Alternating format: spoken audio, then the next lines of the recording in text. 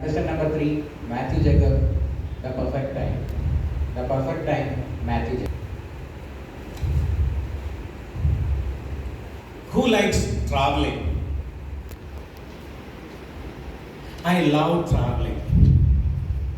I have traveled to 72 countries. Most of these travels happened in my dreams. Contestant judges, fellow Toastmasters. I got interested in travel right from my college days. But in those days, there was no money. Let me start working, I will then take off. But once I started working, food, bills, rent, I even had to pay for my haircut. Let me get a little more salary, then I would start. But with more salary came more expenses. The only travel that happened was between my office and residence.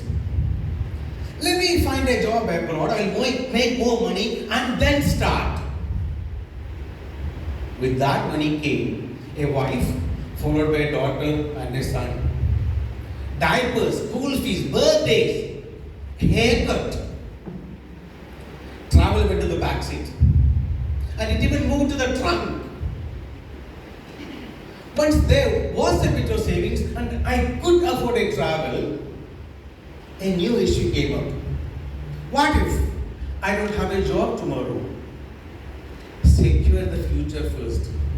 Save enough money for the children's higher education, my retirement expenses, and all other future expenses. And once, when the children were settled, that would be the perfect time to travel. Well, what was the hurry? All those places in the world are going to stay right there. Right? The perfect time arrived. In January 2023, my daughter was married and settled with a new job. My son started working. And I didn't have to pay for my haircut anymore. All my worries were over, and this was the perfect time for me to start packing my suitcases. I made a list of places to visit. 72 countries in 3 years. My first trip was planned for August 2023. 17 days in Europe. The Eiffel Tower in Paris, the Colosseum in Rome, the coffee shops of Amsterdam. I was all excited. July 2023. 1 month before the planned travel.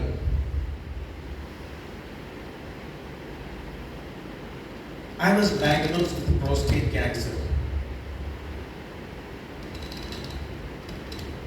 The moment I heard the word cancer, everything else went out of my mind.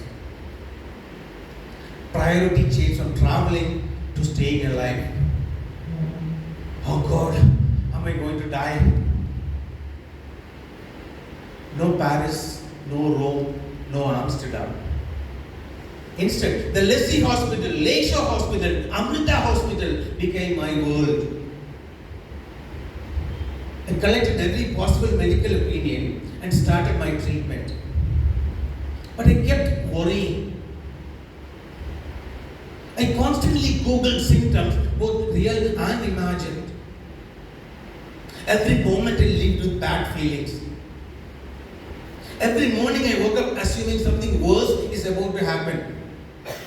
Every night I went to sleep fearing the worst is around the corner. I was on the verge of a nervous breakdown. In one of those days, Kishore, my cousin, came to visit me. While talking, he asked me about my Europe trip. What Europe trip? I have bigger things to worry about. Oh yeah? What are you worried about now? No, what do you mean? I'm worried if I'm going to stay alive tomorrow. Kishore smiled. There's always something, isn't there? Since your college days, you have told me about your big travel plans. And you also told me about your numerous excuses. This is your latest. I lost my temper. My potential death is an excuse Before I could take my rage out, Kishore continued. I know it's difficult for anyone to hear the word cancer and not be scared. But life is unpredictable. Life is short. There will always be something that's worrying you. There will always be a reason to keep aside your happiness. Don't worry about the future. Anyone in this world can die when they least expect it. And if you're going to die, you won't need cancer. There can be a million other reasons. Don't worry about the future. Do what you like doing. Live life in happiness, whatever life that is left in you.